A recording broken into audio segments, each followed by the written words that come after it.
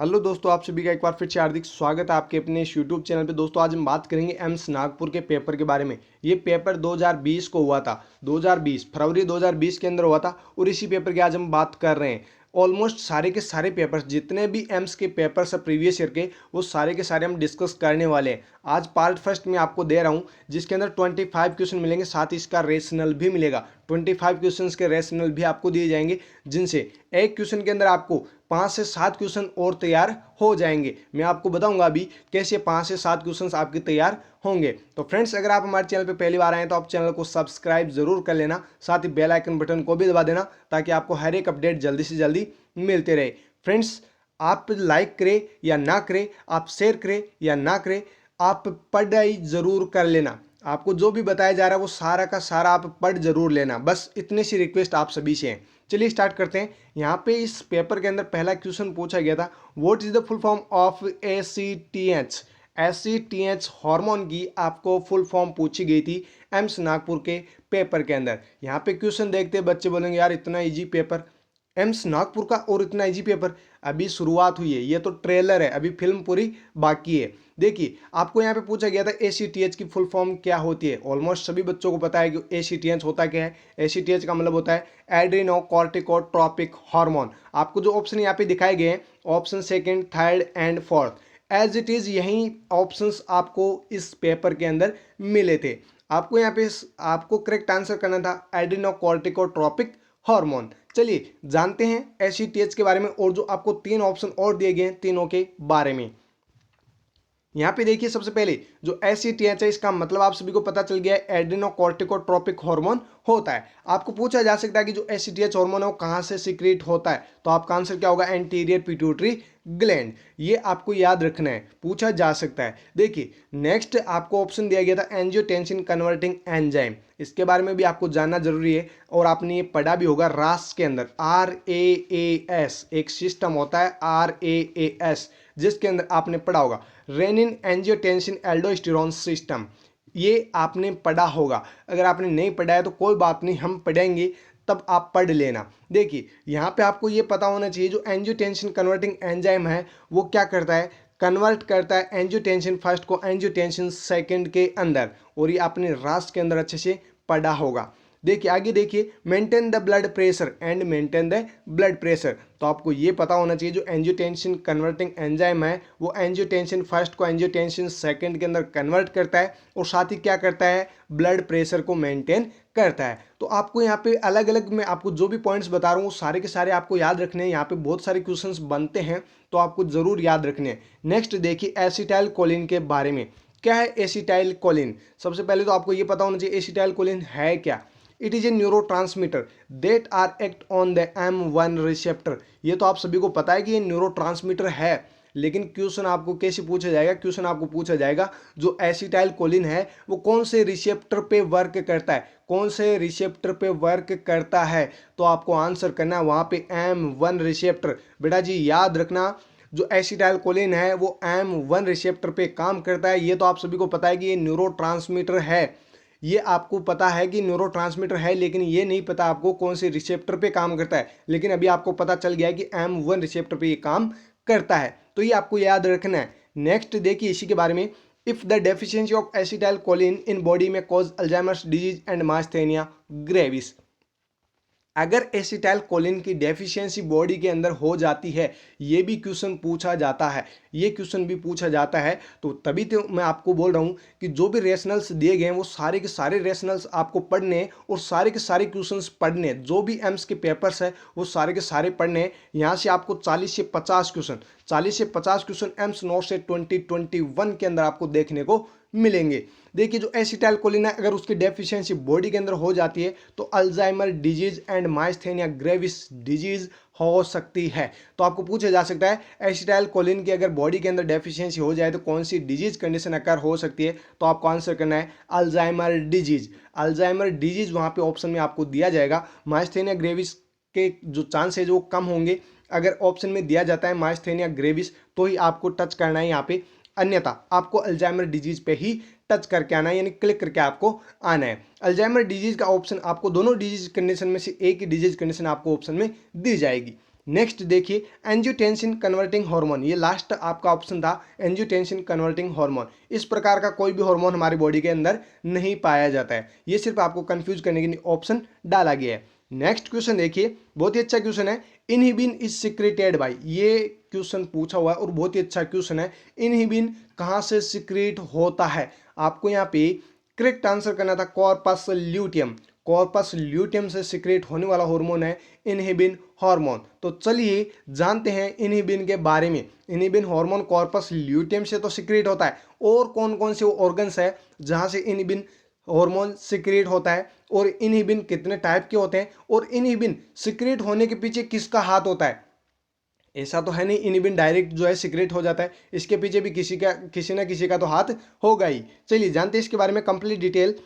Inhibin is produced by the gonads, pituitary gland, placenta, corpus luteum. देखिए आपने corpus luteum तो यहाँ पे ऑप्शन में देख लिया है, लेकिन आपने ये नहीं देखे gonads, pituitary gland and placenta. By the way 2021 के अंदर आपको प्लेसेंटा ऑप्शन दे दिया जाए, बाय द वे आपको पिट्यूटरी ग्लैंड वहाँ पे ऑप्शन दे दिया जाए, और मैंने आपको बताया कॉर्पस ल्यूटियम, तो आप तो कॉर्पस ल्यूटियम को वहाँ पे ढूंढोगे तो आपको वहाँ पे नहीं मिलेगा। तो आपको इसीलिए बता रहा हूँ रेशनल्स आप कंप्लीट जरूर देखा करें। देखिए जो इनहिबिन हार्मोन है वो गोनेड्स से भी सिक्रेट होता है, पिट्यूटरी ग्लैंड से भी सिक्रेट होता है, प्लेसेंटा से भी सिक्रेट होता है, और जो कॉर्पस ल्यूटियम है वहां से भी प्रोड्यूस होता है। आगे देखिए जो हार्मोन है, मैंने अभी बात की थी कि इनहिबिन जो सिक्रेट होता है उसके पीछे भी किसी ना किसी का हाथ होगा ही। वो हाथ होता है एफएसएच हार्मोन का, फॉलिकुलर स्टिमुलेटिंग हार्मोन का। देखिए FSH is stimulate the secretion of inhibin. आपको पूछा जा सकता है जो इनहिबिन हार्मोन है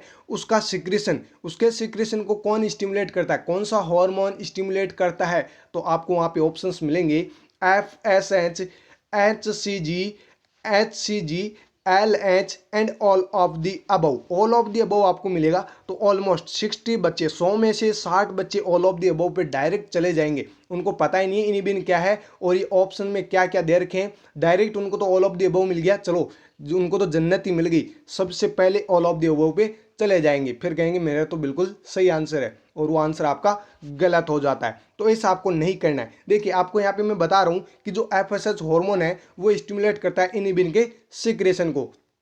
अब आप इस क्वेश्चन को गलत नहीं करेंगे, उम्मीद करता हूं आप सभी से। आपको पूछा जा सकता है कितने टाइप के होते हैं, तो आपको टाइप से वैसे क्वेश्चंस पूछे नहीं जाते हैं, लेकिन आपके नॉलेज के लिए आपको बता दें जो इनहिबिन है वो 2 टाइप के होते हैं, inhibin A and inhibin B. Next देखिए स्ट्रोमा, आपको फर्स्ट ऑप्शन में दिखाया गया था, अभी दिया गया था कि स्ट्रोमा, आपको ये भी पता होना चाहिए स्ट्रोमा है क्या। स्टोमा एक होता है स्टोमा, देखिए एक होता है स्टोमा और एक होता है स्ट्रोमा। यहाँ पे आपको पूछा गया stroma not stoma.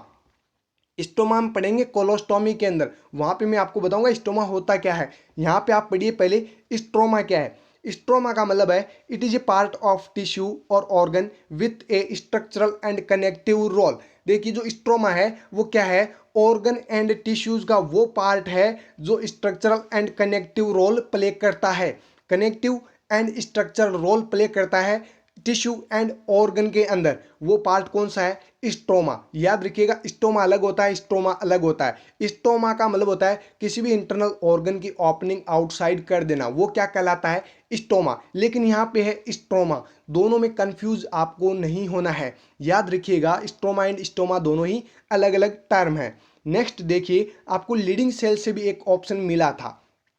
Leading cell क्या करती है, it is also known as interstitial cell. आपको पूछा जा सकता है लीडिंग सेल को और किस नाम से जाना जाता है, तो आपका आंसर क्या होगा वहां पे, इंटरस्टिशियल सेल। इंटरस्टिशियल सेल को और किस नाम से जाना जाता है, तो आपका आंसर क्या होगा, लीडिंग सेल।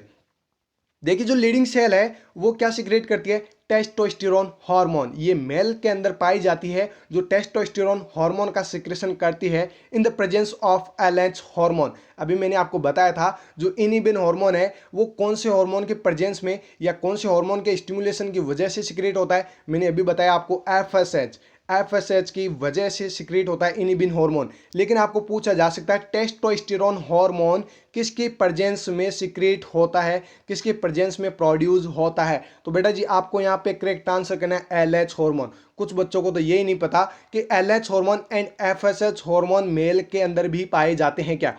कुछ बच्चे तो ऐसे होते हैं जिनको पता ही नहीं होता कि एलएच और एफएसएच हार्मोन मेल पर्सन के अंदर भी पाए जाते हैं क्या। देखिए आपने पढ़ा है कि फीमेल्स के अंदर एफएसएच एंड एलएच हार्मोन पाए जाते हैं, लेकिन मेल के अंदर आपने नहीं पढ़ा होगा। लेकिन आपको याद रखना है मेल के अंदर भी LH hormone and FSH hormone कुछ अमाउंट में पाए जाते हैं, उनकी वजह से ही टेस्टोस्टेरोन हार्मोन सिक्रेट होता है। देखिए एफएसएच का भी रोल होता है मेल कैंडिडेट के अंदर और एलएच का भी रोल होता है, तो इसलिए आपको याद रखना है एलएच एंड एफएसएच हार्मोन दोनों ही पर्सन्स के अंदर पाए जाते हैं, चाहे मेल हो चाहे फीमेल हो। नेक्स्ट देखिए सरफेस एपिथेलियम, ये भी आपको एक लाइन यानी कि ऑप्शन आपको दिया गया है सरफेस एपिथेलियम। देखिए सरफेस एपिथेलियम है क्या। देखिए फ्रेंड्स मैं आपको रेशनल बता रहा हूं तो यहाँ पे बहुत सारे क्वेश्चंस आपके तैयार हो रहे हैं। सरफेस एपिथेलियम है क्या। It is a specialised layer of tissue formed by closely aggregated cells that lines the outer surface of organ। Surface epithelium क्या है, एक स्पेशलाइज्ड एक प्रकार की स्पेशल लेयर होती है टिश्यूज के ऊपर जो बनी होती है, और ये क्लोजली एग्रीगेटेड होती है यानी कि एकत्रित होती है सेल के ऊपर। जो भी ऑर्गन होती है, जो भी ऑर्गन्स होते हैं उनकी सरफेस के ऊपर होती है, उसे कहा जाता है सरफेस एपिथेलियम। जो भी ऑर्गन्स है उसकी सरफेस के ऊपर है जो स्पेशलाइज्ड लेयर होती है टिश्यूज के ऊपर, वो कहलाती है सरफेस एपिथेलियम। नेक्स्ट क्वेश्चन देखिए calorie intake of 1 year old child. देखिए मैं आपको अलग अलग यहाँ पे बताऊंगा 1 साल के बच्चे को कितने कैलोरी की जरूरत होती है, 4 से 8 साल के बच्चे को कितनी होती है। तो आप कंप्लीट क्वेश्चन को पढ़ना देखना क्या है। यहाँ पे क्वेश्चन पूछा गया है 1 साल के बच्चे को कितनी कैलोरी की जरूरत होती है। 1 साल के बच्चे को कितनी कैलोरी की जरूरत होती है। आपको यहाँ पे करेक्ट आंसर करना था ऑप्शन फर्स्ट आपको यहाँ पे करेक्ट आंसर करना है 1000 किलो कैलोरी पर डे। देखिए यहाँ पे मैं आपको रेशनल में बता देता हूँ अच्छे से। 1000 kilo calorie per day is needed every day 1 to 3 year of age. अगर बच्चे की एज 1 से 3 साल है तो उस बच्चे को 1000 किलो कैलोरी प्रतिदिन उसको चाहिए होगी। इतनी कैलोरी तो उन बच्चों को प्रोवाइड करनी है। कहाँ तक की बात हो रही है, 1 से 3 साल तक के बच्चों की। अगर बात करें आपको 4 से 8 साल तक के बच्चों की, अगर पूछे कि 4 से 8 साल तक के बच्चे हैं और उनको कितने कैलोरी की पर डे जरूरत होगी, रिक्रूटमेंट होगी, तो आपका आंसर क्या होगा 1200 किलो कैलोरी पर डे। बहुत ही इंपॉर्टेंट है फ्रेंड्स, याद रखिएगा, यहां से क्वेश्चंस पूछे जाते हैं बार बार। नेक्स्ट है 1500 kilo calorie per day is needed every day 9 to 14 year of age. अगर 9 से 14 साल तक के जो बच्चे होते हैं उनको कितने कैलोरी की ज़रूरत होती है, तो आपका आंसर क्या होगा 1500 किलो कैलोरी पर डे। देखिए यहाँ पे मैंने आपको 3 अलग अलग जो है वैल्यू बता दी है। 1000 किलो कैलोरी 1 से 3 साल तक के बच्चों को, 1200 किलो कैलोरी 4 से 8 साल तक के बच्चों को, और 1500 किलो कैलोरी है वो पर डे ज़रूरत होती है 9 से 14 साल तक के बच्चों को। तो आप याद रखिएगा, यहाँ से क्वेश्चन पूछे जा सकते हैं। नेक्स्ट क्वेश्चन देखिए the famous 14 principles of management was first defined by. आप सभी को पता होगा और आपने मैनेजमेंट के अंदर पढ़ा भी होगा, 14 प्रिंसिपल्स दिए गए हैं। तो ये मैनेजमेंट में जो 14 प्रिंसिपल दिए गए हैं वो किसने डिफाइन किए हैं, किसने बताए हैं, और आपको यहाँ पे करेक्ट आंसर करना था ऑप्शन थर्ड हेनरी फायोल। आपने पढ़ा होगा मैनेजमेंट के अंदर जहाँ पे 14 प्रिंसिपल्स आपने पढ़े भी होंगे 4th ईयर के अंदर। आपको वहाँ पे आपको अगर ऐसा क्वेश्चन पूछा जाता है तो आपको आंसर करना है हेनरी फायोल। जो हेनरी फायोल है उन्होंने बताए थे 14 प्रिंसिपल किसके, मैनेजमेंट के। चलिए जो आपको अदर ऑप्शन दिए गए हैं Adams Smith, James Watt and Elton Mayo, इनके बारे में भी जान लेते हैं क्या क्या है ये, कौन से साइंटिस्ट है ऐसे जिन्होंने क्या किया है क्या नहीं किया है।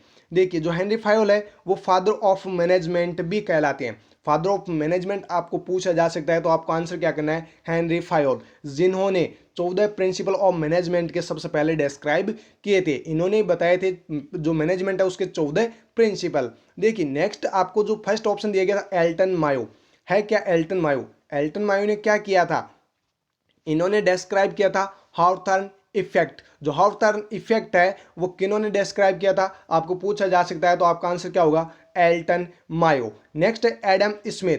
क्या है एडम स्मिथ, इन्होंने क्या दिया था, इन्होंने क्या बताया था, it was found theory based on laissez faire related to economic system. Laissez faire management के अंदर आपने पढ़ा होगा लेस्ड फेयर का नाम, लेस्ड फेयर लीडरशिप वगैरह ऐसा कुछ नाम आपने पढ़ा होगा। तो वहाँ पे देखिए जो एडम स्मिथ है, उन्होंने थ्योरी दी थी लेज़ फेयर के बारे में। और लेज़ फेयर किससे रिलेटेड है आपको पूछा जा सकता है, तो आपको आंसर क्या करना है, इकोनॉमिक सिस्टम से। इकोनॉमिक सिस्टम के बारे में एडम्स स्मिथ ने बताया था, या लेज़ फेयर आप बोल सकते हो, जिनके बारे में इन्होंने बताया था। नेक्स्ट देखिए जेम्स वॉट। जेम्स वॉट ने क्या बताया था, जेम्स वॉट को इंडस्ट्रियल रिवॉल्यूशन के नाम से भी जाना जाता है, इंडस्ट्रियल रिवॉल्यूशन के नाम से भी जाना जाता है। इन्होंने तो खोज की थी इंजन की। कौन से इंजन की, देखिए James Watt is was first contemporary engine design, यानी कि इन्होंने इंजन तो नहीं बनाया लेकिन इंजन की डिजाइन जो है वो इन्होंने तैयार करके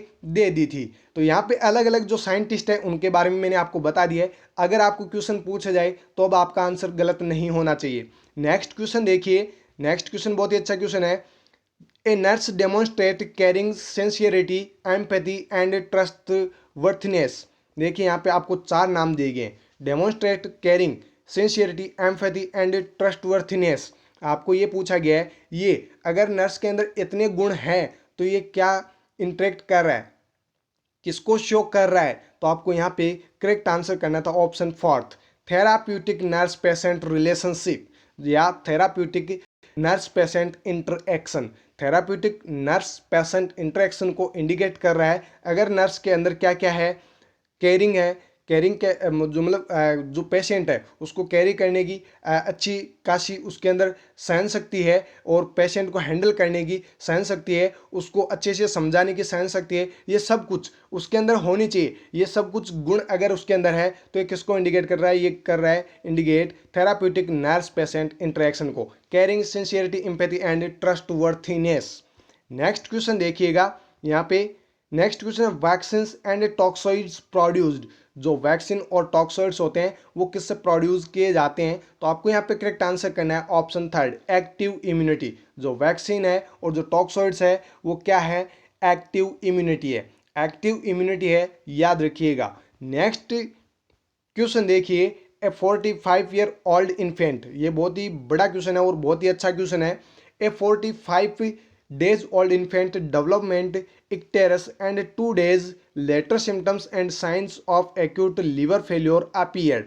एक 45 दिन का बच्चा है, देखिए 45 दिन का बच्चा है, इन्फेंट है, इन्फेंट है तो सीधी सी बात है बच्चा ही है, और वो भी कितने दिन का है, 45 दिन का। उसमें इक्टेरस डेवलप हो गया, इक्टेरस डेवलप हो गया है, और 2 दिन बाद उसमें साइन एंड सिम्टम्स जो है वो डेवलप हो रहे हैं, किसके, एक्यूट लीवर फेल्योर के, एक्यूट लीवर फेल्योर के उसके अंदर साइन सिम्टम देखने को मिल रहे हैं।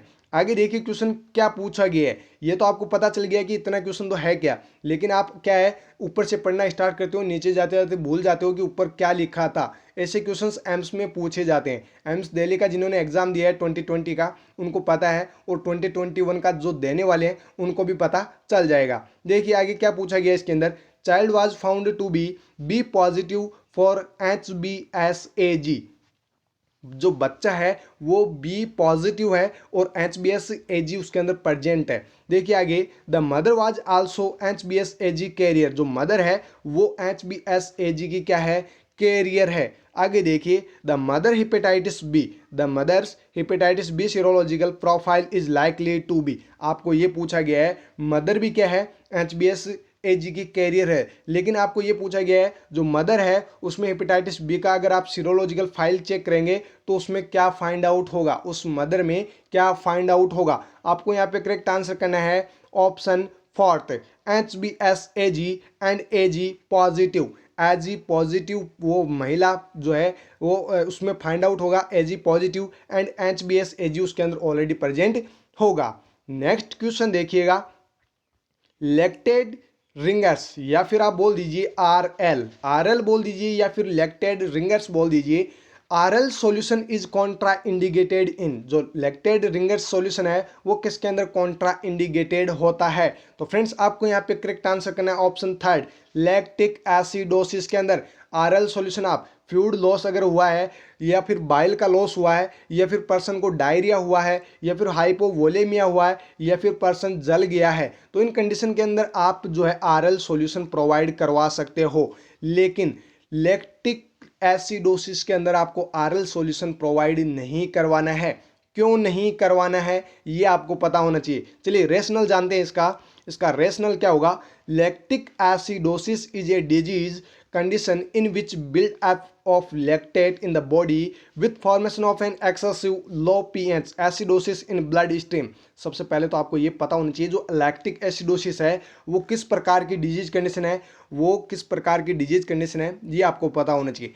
लैक्टिक एसिडोसिस के अंदर क्या होता है, जो बॉडी है उसके अंदर लैक्टेट बढ़ जाते हैं, लैक्टेट का फॉर्मेशन ज़्यादा होता है, जिससे क्या होता है लो पीएच यानी कि एसिडोसिस के कंडीशन पर्सन के अंदर देखने को मिलती है। जो भी पर्सन है लैक्टिक एसिडोसिस से सफ़र कर रहा है उसके ब्लड में जो पीएच होनी चाहिए जो ब्लड की वो कैसी होगी, पीएच उसकी लो होगी, यानी कि एसिडोसिस जैसी कंडीशन उसके अंदर डेवलप हो जाएगी। इसलिए आपको आरएल उस पेशेंट को प्रोवाइड नहीं करना है, उसमें ऑलरेडी एसिडोसिस हो रहा है, आपको और ज़्यादा एसिडोसिस नहीं करना है, नहीं तो पेशेंट मर भी सकता है। इसलिए आपको आरएल वहाँ पे प्रोवाइड नहीं करवाना है। बाकी जो आपको 3 ऑप्शन दिए गए थे, RL is use in the hypovolaemia diarrhoea and burn patient, तो आपको जो 3 ऑप्शन दिए गए थे तीनों ऑप्शन के अंदर आप यूज कर सकते हैं, लेकिन आप लैक्टिक एसिडोसिस के पेशेंट को आरएल प्रोवाइड नहीं करवा सकते। नेक्स्ट क्वेश्चन देखिए, these agents decreases intestinal muscle tone to slow passage of fishes. देखिए कौन से वो एजेंट है जो इंटेस्टाइनल मसल्स की जो मूवमेंट्स होती है, जो टोन्स होती है उसको डिक्रीज कर देती है और फिशेज को स्लोली पास आउट करवाती है। तो आपको यहाँ पे एक ड्रग का नाम पूछा गया, कौन सी वो ड्रग्स है जो इंटेस्टाइनल मसल टोन को डिक्रीज करती है और फिशेज को स्लोली पास आउट करवाती है। यहाँ पे आपको करेक्ट आंसर करना है ऑप्शन फोर्थ। देखिए जो ऑप्शन फोर्थ है एंटी डायरियल ओपिएट एजेंट, यानी किसी को डायरिया हो जाता है तो आप क्या देते हो, एंटी डायरियल मेडिकेशन, जो क्या करवाती है वापस डायरिया को ठीक करती है। इसीलिए आपको एंटी डायरियल ओपिएट यहाँ पे एजेंट्स आपको यहाँ पे यूज लेने हैं और आपको यहाँ पे करेक्ट आंसर क्या करना है, anti diarrhoeal opiate agents. Next question, यहाँ पे नेक्स्ट क्वेश्चन से पहले समझ लीजिए जो लैक्सेटिव्स है, कैथरेटिक्स है एंड हाइपरटोनिक्स वो है क्या।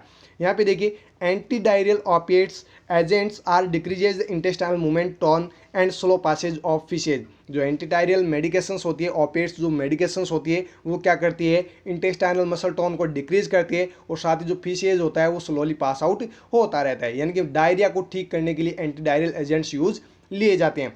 यहाँ पे वेरी वेरी इंपॉर्टेंट क्वेश्चंस बनते हैं, देखिए कौन कौन से बनते हैं मैं आपको बता देता हूँ। Hypertonic is a type of solution that are higher in concentration. जो हाइपरटोनिक है वो एक प्रकार का सॉल्यूशन होता है जिसकी कंसंट्रेशन क्या होती है, हाई होती है, तो ये तो आपको यूज नहीं लेना है। नेक्स्ट देखिए कैथरेटिक्स, वेरी वेरी इंपॉर्टेंट टर्म है कैथरेटिक्स, बार बार क्वेश्चन यहाँ से पूछा जाता है कैथरेटिक्स है क्या, तो आपको बताना है it is a substance that accelerate defecations it use to softening of fishes. देखिए जो डेफिकेशन है उसको एक्सीलरेट करवाने के लिए ये सब्सटेंस यूज लिया जाता है और ये क्या करवाता है, फिशेज को सॉफ्टनेस भी प्रोवाइड करवाता है, इसीलिए कैथरेटिक्स भी यूज लिए जाते हैं। लेकिन यहाँ पे क्वेश्चन अलग पूछा गया है, याद रखिएगा क्वेश्चन क्या पूछा गया है, आंसर आपको क्या करना है। यहाँ पे अगर आपको पूछा जाए फिशेज को सॉफ्टनिंग करना है या फिर एक्सीलरेट डेफिकेशन करना है तो कौन सा आप सब्सटेंस यूज लेंगे, तो आपका आंसर क्या करना है, कैथरेटिक्स। अगर आपको पूछा जाए लैक्सेटिव्स,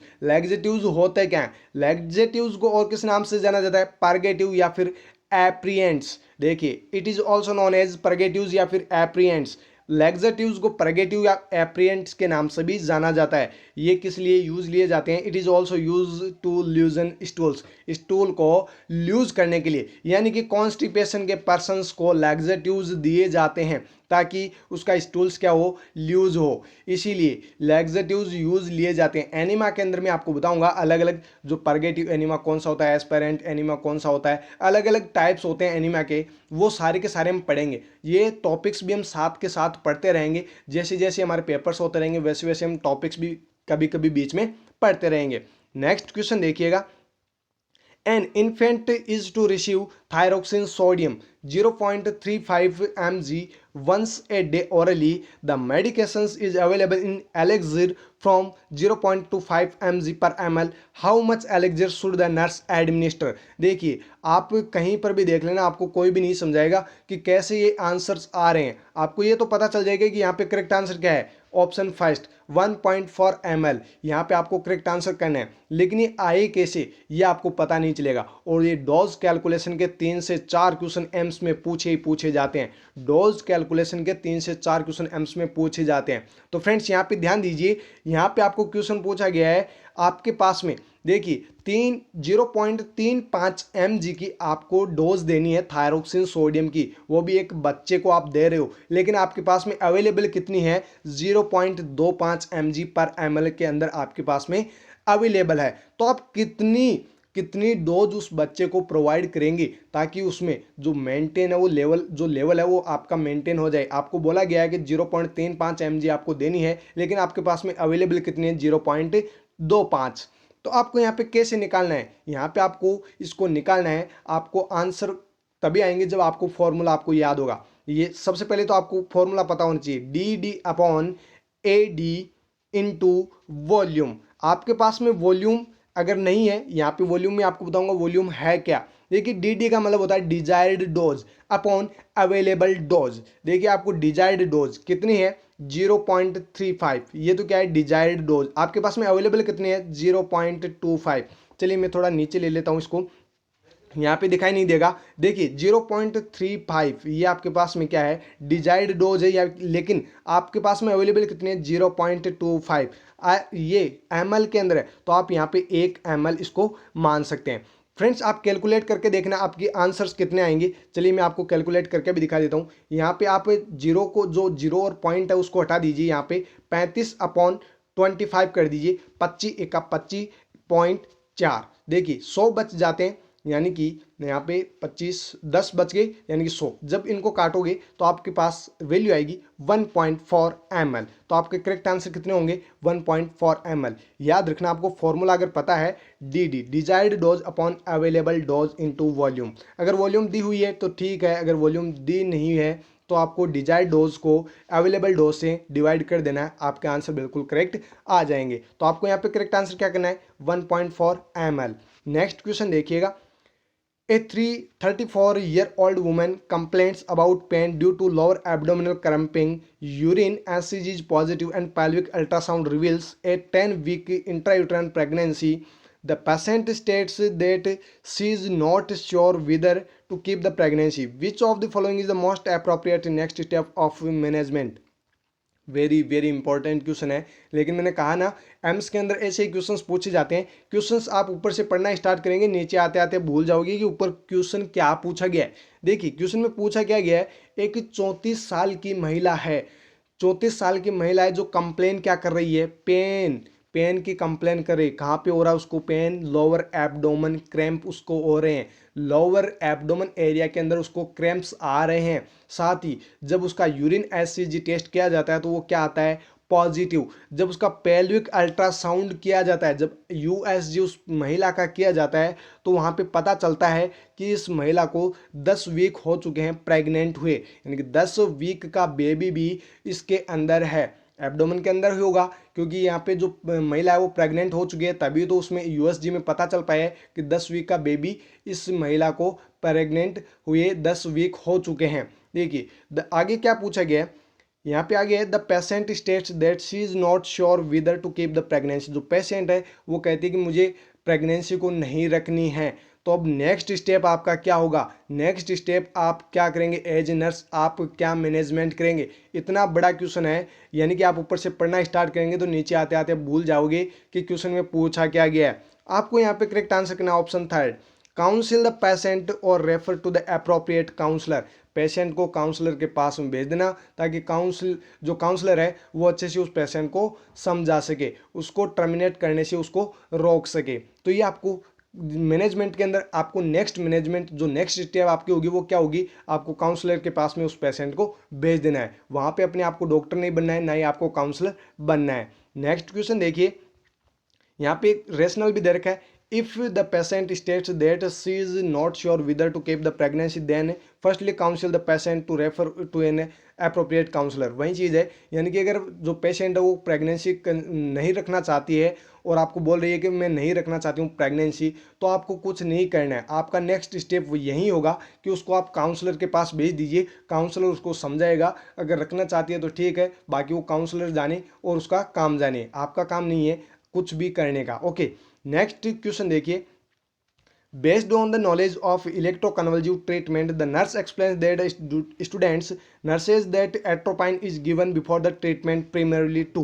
देखिए यहाँ पे बहुत ही अच्छा क्वेश्चन पूछा गया है। जो ECT है, इलेक्ट्रोकन्वल्सिव ट्रीटमेंट या इलेक्ट्रोकन्वल्सिव थेरेपी, जब पेशेंट को दी जाती है, यानी कि इसके नॉलेज के बारे में बच्चों को नर्स बता रही है कि जो ECT दी जाती है उससे पहले एट्रोपाइन सल्फेट पेशेंट को दी जाती है। उससे पहले क्या दी जाती है? एट्रोपाइन सल्फेट दी जाती है। तो अब वो नर्स क्या कहेगी, एट्रोपाइन सल्फेट क्यों दी जाती है? बच्चे तो पूछेंगे ही, सीधी सी बात है। अगर बच्चों को कहा जाता है कि ECT से पहले आपको एट्रोपाइन सल्फेट देनी है, लेकिन बच्चे क्या कहेंगे फिर नर्स को? वो कहेंगे मैम ये जो एट्रोपाइन सल्फेट दे रहे हैं तो ये इसका वर्क क्या है?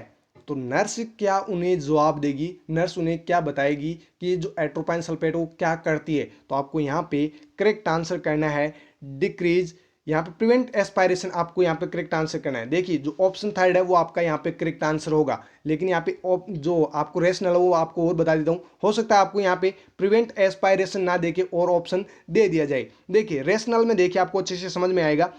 Atropine sulphate are use before ECT to prevent the aspiration. देखिए एस्पायरेशन जो एस्पायरेशन पेशेंट करता है उसको प्रिवेंट करने के लिए ECT से पहले एट्रोपाइन सल्फेट दी जाती है। Atropine reduce the salivation, reduce the chances of aspiration. जो एट्रोपाइन सल्फेट वो क्या करता है? सलाइवेशन को रिड्यूस कर देता है। जो सलाइवेशन होता है उसको रिड्यूस कर देता है, उसको कम कर देता है। जितना होना चाहिए था उतना नहीं रह पाता है, उसकी वजह से पेशेंट को एस्पायरेशन नहीं होगा। इसीलिए आपको यहाँ पे करेक्ट आंसर क्या करना है? Prevent the aspiration. हो सकता है आपको ऑप्शन में प्रिवेंट द एस्पायरेशन ना देके आपको वहाँ पे ऑप्शन में मिले रिड्यूस द सेलाइवेशन, तो आपको आंसर क्या करना है? Reduce the salivation. नेक्स्ट देखिए इसी के अंदर, minimise intestinal contraction is not the function of atropine. आपको यहाँ पे जो ऑप्शन दिए गए हैं, 3 ऑप्शन और दिए गए हैं आपको, minimise intestinal contraction, body secretion, increase body secretion and play anxiety, role play in anxiety. तो ये सारे के सारे जो 3 ऑप्शन आपको दिए गए, तीनों ही काम एट्रोपाइन सल्फेट के नहीं है। जो एक वर्क है एट्रोपाइन सल्फेट का वो ये है प्रिवेंट द एस्पायरेशन, यानी कि ये सलाइवेशन को रिड्यूस कर देती है, जिसकी वजह से एस्पायरेशन पेशेंट के अंदर नहीं होता है। नेक्स्ट क्वेश्चन देखिए, modified ECT is not given frequently और रूटीन प्रैक्टिस बिकॉज ऑफ। जो मॉडिफाइड ECT है वो आपको फ्रीक्वेंटली यूज़ नहीं करनी है, आपको रूटीनली उसको, जो रूटीन प्रैक्टिस होती है उसके अंदर आपको यूज़ नहीं करनी है। क्यों नहीं यहाँ पे पूछा गया है कौन सी कंडीशन के अंदर नहीं कर सकते हो? तो आपको यहाँ पे करेक्ट आंसर करना है ऑप्शन सेकंड। देखिए जो मॉडिफाइड ECT है वो रूटीनली प्रैक्टिस के अंदर या फ्रीक्वेंटली आपको यूज़ क्यों नहीं करनी है? आपको यहाँ पे करेक्ट आंसर करना है नॉन अवेलेबिलिटी ऑफ एनेस्थेटिस्ट। अगर आप पेशेंट को एनेस्थेशिया नहीं दे रहे हैं तो आप मॉडिफाइड ECT भी यूज़ नहीं करें। अगर आप एनेस्थेशिया दे रहे हैं तो आप मॉडिफाइड ECT यूज़ कर सकते हैं, लेकिन आपको यहाँ पे पूछा गया है जो मॉडिफाइड ECT है वो कौन सी कंडीशन में आपको यूज़ नहीं करनी है। अगर एनेस्थेशिया अवेलेबल नहीं है या फिर पेशेंट को एनेस्थेशिया नहीं दिया गया है तो आपको मॉडिफाइड ECT यूज़ नहीं करनी है, उस पेशेंट को नहीं देनी है।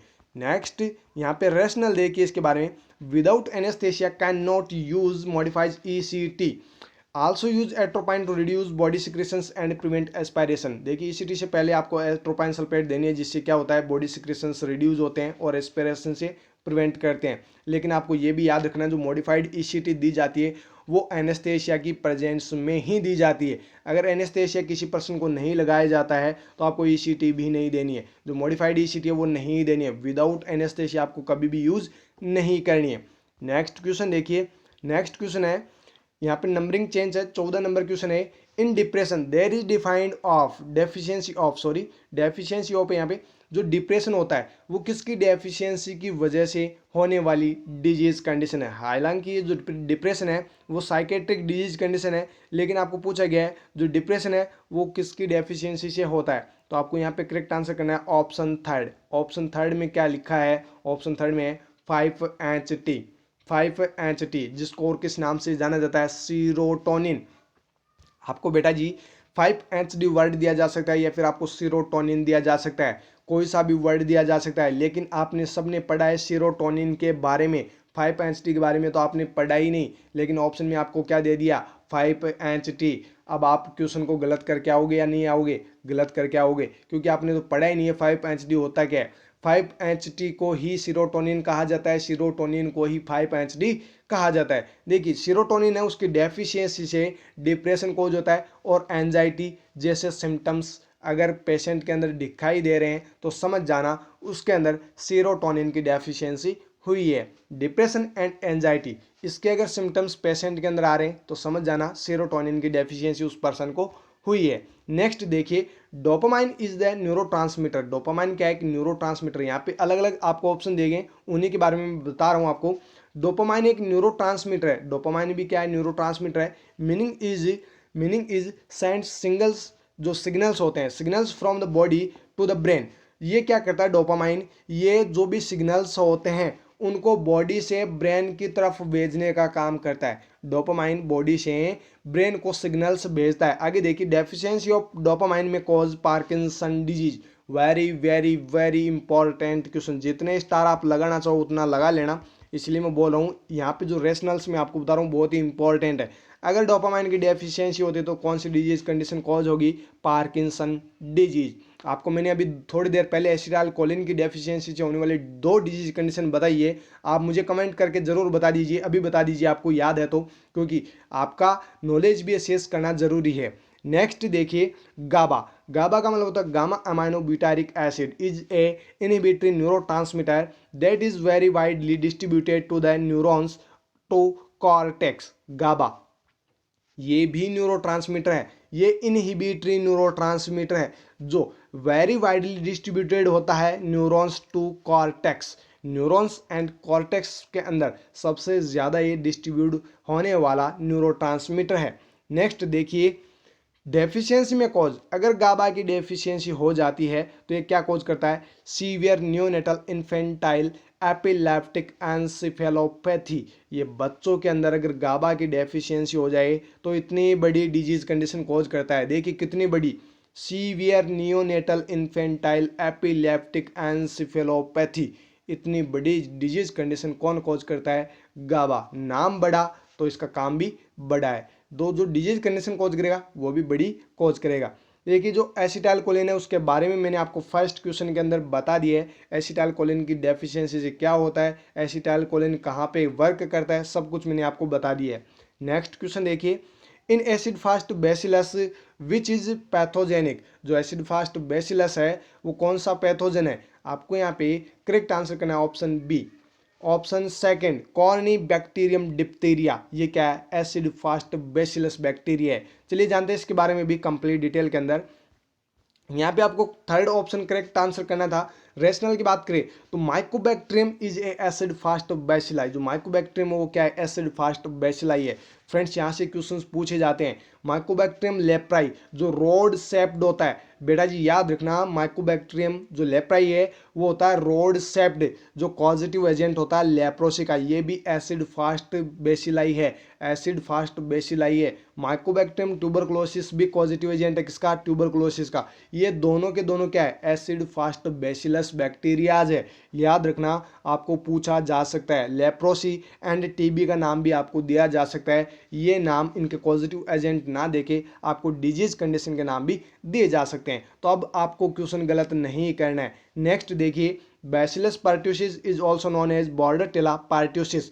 जो बैसिलस पार्ट्यूसिस है उसको और किस नाम से जाना जाता है, बॉर्डरटिला पार्ट्यूसिस। यहाँ पे इस नाम से क्वेश्चंस बार बार पूछे हुए हैं, बॉर्डरटिला पार्ट्यूसिस। ये किसका पॉजिटिव एजेंट है, पार्ट्यूसिस का। और पार्ट्यूसिस को और किस नाम से जाना जाता है, वोफिंग कफ के नाम से। वोफिंग कफ का पॉजिटिव एजेंट है बॉर्डरटिला पार्ट्यूसिस। ये पार्ट्यूसिस कॉज करता है, पार्ट्यूसिस को वोफिंग कफ के नाम से भी जाना जाता है। तो आपको यहाँ पे देखिए 5 से 7 क्वेश्चन सिर्फ और सिर्फ इसी रेशनल से आपको मिल रहे हैं। नेक्स्ट देखिए, Corynebacterium diphtheria. Corynebacterium diphtheria एक is a positive agent of diphtheria. जो कॉर्निबैक्टीरियम डिप्थीरिया है वो डिप्थीरिया का पॉजिटिव एजेंट है। यहाँ पर सॉरी गलत मैंने आपको बता दिया है। यहाँ पे देखिए जो माइकोबैक्टीरियम लेप्राई है ऑप्शन थर्ड है वो आपका करेक्ट आंसर होगा। यहाँ पे मैंने ध्यान नहीं दिया, जो कॉर्निबैक्टीरियम लेप्राई है वो यहाँ पे आपका करेक्ट आंसर होगा। ओके, नेक्स्ट जो साल्मोनेला टाइफी है वो क्या कोज करता है? Typhoid fever. Salmonella typhi is positive agent of typhoid fever. Typhoid fever कौन कॉज करता है? Salmonella typhi. नेक्स्ट क्वेश्चन देखिए, the spinal cord is made up of 7 cervical vertebra, 5 lumbar vertebra and 4 to 5 fused sacral vertebra, 4 to 5 coccygeal vertebra and how many thoracic vertebra. आपको complete बता दिया गया है कि जो स्पाइनल कॉर्ड होती है उसके अंदर टोटल 33 वर्टिब्राज होती है, जिनके आपको अलग अलग क्लासिफिकेशन दे रखा है। सर्वाइकल 7 है, लंबर 5 है और जो सेक्रल है वो 4 से 5 है जो फ्यूज हो रखी है, कॉकेजियल 4 से 5 है वो फ्यूज हो रखी है। अब आपको पूछ लिया गया थोरैसिक वर्टिब्रा कितनी होगी, तो आपको यहाँ पे करेक्ट आंसर करना था ऑप्शन थर्ड। ऑप्शन थर्ड आपको यहाँ पे करेक्ट आंसर करना था। 12 आपको यहाँ पे करेक्ट आंसर करना था। देखिए आपको टोटल वर्टिब्रल कॉल्यूमन की बात करें तो जो टोटल वर्टिब्रल कॉल्यूमन है वो कितने होते हैं? 33 वर्टिब्राज एक नॉर्मल ह्यूमन बींग्स के अंदर पाई जाती है। देखिए जो सर्वाइकल वर्टिब्रा है वो कितनी होती है? 7। थोरेसिक वर्टिब्रा 12 है और यही आपको पूछा गया था। Lumbar vertebra, sacral vertebra, coccygeal vertebra, ये सब कुछ आपको क्वेश्चन के अंदर दे रखा है। सिर्फ आपको पूछा गया था कि थोरेसिक वर्टिब्रा कितनी होगी, तो आपको यहाँ पे करेक्ट आंसर करना था 12 है। नेक्स्ट क्वेश्चन देखिए, which of the following means translating the message into verbal to non verbal symbol to communicate the receiver. देखिए वो कौन से मैसेज है जो वर्बल से नॉन वर्बल सिंबल्स के वर्बल से नॉन वर्बल सिंबल में कम्युनिकेट करके यानी कि उनको ट्रांसलेट कर दिया जाता है। इस टर्म को क्या कहते हैं? इस टर्म को कहते हैं बेटा जी एनकोडिंग। क्या कहते हैं? एनकोडिंग। जो भी वर्बल कम्युनिकेशन करते हैं उसको नॉन वर्बल कम्युनिकेशन के अंदर कन्वर्ट कर दिया जाता है, सिंबल्स के अंदर उसको कन्वर्ट कर देना क्या कहलाता है? एनकोडिंग। उसका जस्ट अपोजिट होता है डीकोडिंग। क्या होता है? डीकोडिंग। नॉन वर्बल कम्युनिकेशन को वर्बल कम्युनिकेशन के अंदर अगर कन्वर्ट कर दिया जाए, ट्रांसलेट कर दिया जाए, तो वो टर्म कहलाती है डीकोडिंग। देखिए यहाँ पे कंप्लीट रेशनल दे रखा है, देख लीजिए। Encoding is a message is the production of the message in this process of sender use verbal to non verbal communication. यानी कि जो वर्बल कम्युनिकेशन पर्सन यूज कर रहा है उसको नॉन वर्बल कम्युनिकेशन में चेंज करना क्या कहलाता है? एनकोडिंग। डिकोडिंग की बात करें तो message is how to audience member to able to understand and interpret the message. यानी कि जो नॉन वर्बल कम्युनिकेशन है उसको वर्बल कम्युनिकेशन के अंदर कन्वर्ट कर देना, उन सिंबल्स को वापस जो भी मेंबर्स जो भी ऑडियंस है उनको अच्छे से समझाना, वो क्या है? डिकोडिंग। एनकोडिंग का जस्ट अपोजिट होता है डिकोडिंग। नेक्स्ट देखिए चैनल। चैनल क्या होता है? Channel is a manner in which the encoded message is transmitted. Channel के थ्रू जो भी एनकोडेड मैसेज होती है उनको ट्रांसमिट किया जाता है। Next feedback. फीडबैक क्या है? Feedback is the once the receiver to the sender that he has received the message and understood it। जो फीडबैक है वो रिसीवर को जब भी प्राप्त होता है उसके बाद जो रिसीवर है वो वापस फीडबैक देता है। जैसे मैंने आपको कहा कि आप इस क्वेश्चन का आंसर बताना, तो आपने जैसे मेरे को आंसर बताया तो मेरे को क्या मिला? आपका फीडबैक मिला है। अगर आप फीडबैक नहीं देंगे तो मेरे को कैसे पता चलेगा कि आपको आंसर आता है या नहीं आता है? तो ये क्या है? फीडबैक। नेक्स्ट क्वेश्चन देखिए, यूजेनिक्स मीन्स। ये 2-3 बार क्वेश्चन पूछा जा चुका है। यूजेनिक्स मीन्स, यहाँ पे यूजेनिक्स मीन्स का जो यूजेनिक्स है उसका मतलब होता है एम्पावरमेंट ऑफ जेनेटिक एंडाउनमेंट।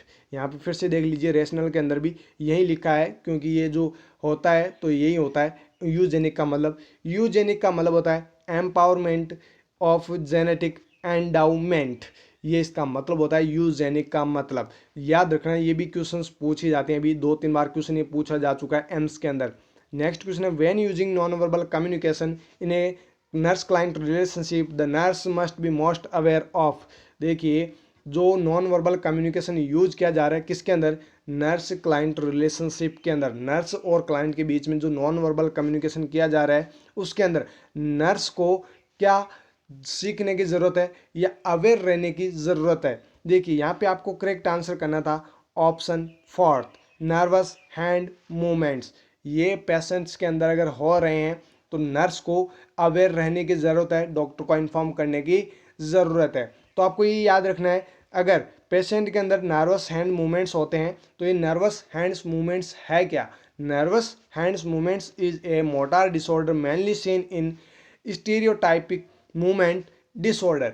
जो स्टीरियोटाइपिक जो मूवमेंट डिसऑर्डर होता है उसका एक टाइप है, यानी कि उसके अंदर देखे जाने वाले साइन एंड सिम्टम्स है कौन से? Nervous hand movements. जब भी नॉन वर्बल कम्युनिकेशन पेशेंट के साथ कर रही है नर्स, तो उस टाइम आपको इस चीज़ का पता रखना है। अगर नर्स के अंदर पेशेंट के अंदर अगर नर्वस हैंड मूवमेंट्स आ रहे हैं तो ये आपको अवेयर रहना है, डॉक्टर को आपको बता देना है।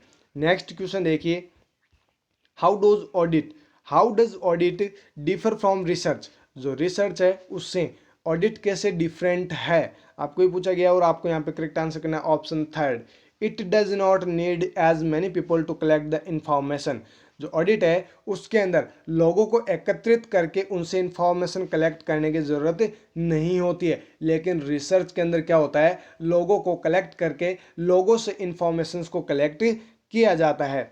नेक्स्ट देखिए, नेक्स्ट क्वेश्चन है, विच of the following intervention demonstrate the nurse understand about the newborn's thermoregulatory ability? देखिए कौन सा इंटरवेंशन है जो नर्स डेमोन्स्ट्रेट करेगी ताकि न्यूबॉर्न को थर्मोरेगुलेटरी एबिलिटी के बारे में अंडरस्टैंड कर सके। उसके मदर को, न्यूबॉर्न को तो कैसे कर सकते हैं, लेकिन उसके मदर को आप जो है उसको समझा सकते हैं कैसे, इसको जो थर्मोरेगुलेटरी एबिलिटी है उसके बारे में डेमोन्स्ट्रेट आप कैसे कर सकते हैं। तो आपको यहाँ पे करेक्ट आंसर करना है option A, placing the newborn under the radiant warmer. जो बच्चा है, जो न्यूबॉर्न है, अगर उसको हाइपोथर्मिया हो रहा है तो उसमें जो थर्मोरेगुलेटरी एबिलिटी आप कैसे जनरेट कर सकते हो, उसको आप रेडिएंट वार्मर के अंदर आप रख सकते हो। जो भी न्यूबॉर्न बेबी है उसको कहाँ पे रखना है? रेडिएंट वार्मर के अंदर, ताकि उसको हाइपोथर्मिया से बचाया जा सके। नेक्स्ट क्वेश्चन देखिए, what is the most serious complication of meningitis in young children? Very very important question है। यंग चिल्ड्रन, जो भी यंग चिल्ड्रंस होते हैं उनके अंदर अगर मेनिंजाइटिस हो जाता है तो उसकी वजह से कौन सा मोस्ट सीरियस कॉम्प्लिकेशन उनके अंदर देखने को मिलेगा? तो आपको यहाँ पे करेक्ट आंसर करना है कम्युनिकेटिंग हाइड्रोसिफेलस। ऑप्शन फोर्थ यहाँ पे करेक्ट आंसर होगा, कम्युनिकेटिंग हाइड्रोसिफेलस। देखिए इसका रेशनल यहाँ पे, most common serious complication meningitis का होता है कम्युनिकेटिंग हाइड्रोसिफेलस, ये तो आपको पता चल गया है। आगे देखिए, एपिलेप्सी होता क्या है? Epilepsy is a group of neurological disorder characterised by recurrent epileptic seizure. Epilepsy क्या है? न्यूरोलॉजिकल डिसऑर्डर है जिसके करेक्टरिस्टिक क्या होते हैं? रिकरेंट एपिलेप्टिक सीजर्स पर्सन के अंदर देखने को मिलेंगे। नेक्स्ट है, peripheral circulatory collapsing usually involves abnormally low blood pressure and result in collapsed artery and vein। जो पेरिफेरल सर्कुलेटरी कोलैप्सिंग है इसका मतलब क्या होता है?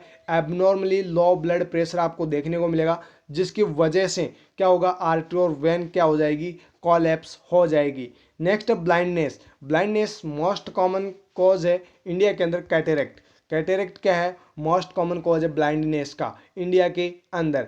और जो कैटेरेक्ट है इसका मतलब क्या होता है? कैटेरेक्ट का मतलब होता है clouding of the lens, clouding of the lens of the eye. जो आई है उसके लेंस के अंदर क्या हो जाएगी? क्लाउडनिंग हो जाएगी, जिस टर्म को क्या कहते हैं? कैटेरेक्ट। और कैटेरेक्ट क्या है? मोस्ट कॉमन कॉज है किसका? ब्लाइंडनेस का। नेक्स्ट क्वेश्चन देखिए, additional defects associated with exstrophy of bladder is? Exstrophy of bladder, EOB, यानी कि यहाँ पे जो एक्स्ट्रॉफी ऑफ ब्लैडर है इसके एडिशनल डिफेक्ट आपको पूछे गए हैं। कौन सा एडिशनल डिफेक्ट है जो एक्स्ट्रॉफी ऑफ ब्लैडर से जुड़ा हुआ है, एसोसिएटेड है? तो आपको यहाँ पे करेक्ट आंसर करना है option third. Option third, pubic bone malformation. यहाँ पे रेशनल देख लेते हैं इसके बारे में। Other defect associated with exstrophy of bladder is vesico ureteral reflux, bladder spasm, bladder calculus and UTI। यहाँ पे आपको पहला तो बता ही दिया है, एक्स्ट्रॉफी ऑफ ब्लैडर से जो एडिशनल डिफेक्ट है वो कौन कौन से जुड़े हुए हैं? Pubic bone malformation. इसके अलावा और कौन कौन से हैं? देखिए, वेसिको यूरेट्रल रिफ्लक्स देखने को मिलेंगे, साथ ही ब्लैडर स्पाज्म हो जाएगा, किसकी वजह से? एक्स्ट्रॉफी ऑफ ब्लैडर की वजह से। ब्लैडर कैलकुलस देखने को मिलेगी, UTI यूरिनरी ट्रैक्ट इन्फेक्शन भी आपको देखने को मिलेगा। नेक्स्ट देखिए, absence of one kidney is known as unilateral agenesis. बेटा जी वेरी वेरी इंपॉर्टेंट, यहाँ से क्वेश्चन पूछा जा सकता है। अगर किसी पर्सन के अंदर एक किडनी है ही नहीं, एक ही किडनी है, तो उस पर्सन को या उस डिजीज कंडीशन को आप क्या कहेंगे? तो आपका आंसर क्या होगा? यूनिलेटरल एजिनेसिस। यूनिलेटरल एजिनेसिस। अगर दोनों ही किडनी पेशेंट के अंदर नहीं है, पर्सन के अंदर नहीं है, तो आपका आंसर क्या होगा? बाइलेटरल एजिनेसिस। बाइलेटरल एजिनेसिस आपको वहां पे करेक्ट आंसर करना है। नेक्स्ट है congenital heart disease CHD is abnormality in heart structure eight born time. जो कंजेनाइटल हार्ट डिजीज है वो क्या है? हार्ट की एबनॉर्मलिटी है, हार्ट स्ट्रक्चर की एबनॉर्मलिटी है जो न्यूबॉर्न के अंदर देखने को मिलती है। यानी कि कंजेनाइटल डिजीज कंडीशन है तो सीधी सी बात है न्यूबॉर्न के अंदर आपको देखने को मिलेगी। नेक्स्ट क्वेश्चन देखिए, 7.0 is a normal pH of the. 7.0 आपको नॉर्मल पीएच पूछी गई है, किसकी है नॉर्मल पीएच? तो आपको यहाँ पे करेक्ट आंसर करना है option second, fluid within the typical cell. Typical cell के अंदर जो फ्लूइड होता है उसकी पीएच होती है 7.0। कितनी होती है? 7.0। यहाँ पे ब्लड की पीएच आपको पूछी, चाहे टेस्टिकुलर वेन के अंदर हो चाहे फिर रेनल आर्टरी के अंदर हो, ब्लड की पीएच हमेशा होती है 7.35 टू 7.45। तो आप याद रखिएगा 7.0 अगर नॉर्मल पीएच आपको पूछी जाए तो आपका आंसर क्या होगा? जो टिपिकल सेल है उसके अंदर जो भी फ्लूइड है उसकी पीएच होती है 7.0, लेकिन जो ब्लड होता है उसकी पीएच होती है 7.35 to 7.45। Next and last question देखिए, positive organism of infectious mononucleosis is. जो मोनोन्यूक्लियोसिस डिजीज कंडीशन है उसका पॉजिटिव ऑर्गेनिज्म आपको पूछा गया है। जो इन्फेक्शियस मोनोन्यूक्लियोसिस है उसका पॉजिटिव ऑर्गेनिज्म आपको यहाँ पे पूछा गया है। तो आपको यहाँ पे करेक्ट आंसर करना है Epstein Barr virus. Epstein Barr virus option third इसका करेक्ट आंसर होगा। देखिए जो और आपको जो ऑप्शंस दिए गए हैं यहाँ पे A, B एंड D, इनके बारे में भी जान लेते हैं ये क्या क्या कोज करते हैं। सबसे पहले तो फिर से देख लीजिए, जो इन्फेक्शियस मोनोन्यूक्लियोसिस है उसका पॉजिटिव ऑर्गेनिज्म है एप्स्टेन बार वायरस। यहाँ पे इंपॉर्टेंट है, याद रखिएगा, ये भी इंपॉर्टेंट है, फिर से पूछा जा सकता है। नेक्स्ट है पॉजिटिव ऑर्गेनिज्म ऑफ टॉक्सोप्लाज्मोसिस। जो टॉक्सोप्लाज्मोसिस है उसका पॉजिटिव एजेंट होता है टॉक्सोप्लाज्मा गोंडाई।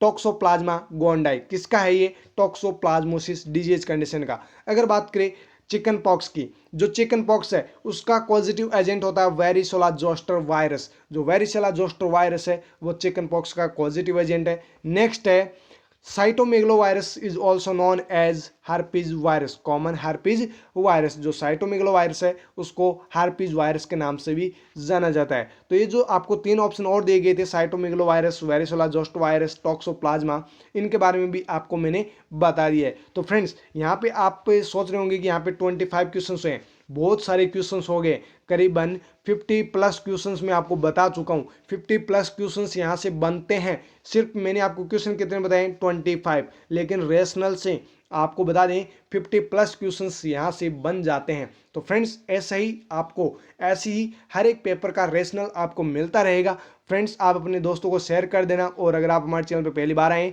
तो आप चैनल को सब्सक्राइब ज़रूर कर लेना, ताकि आपको हर एक लेटेस्ट अपडेट, और बेल आइकन बटन को जरूर दबा देना ताकि आपको अपडेट भी जल्दी से जल्दी मिलते रहे। फिर मिलेंगे इसके नेक्स्ट पार्ट के अंदर, नेक्स्ट पार्ट के साथ। तब तक आप हमारे साथ बने रहिएगा। Thank you so very much.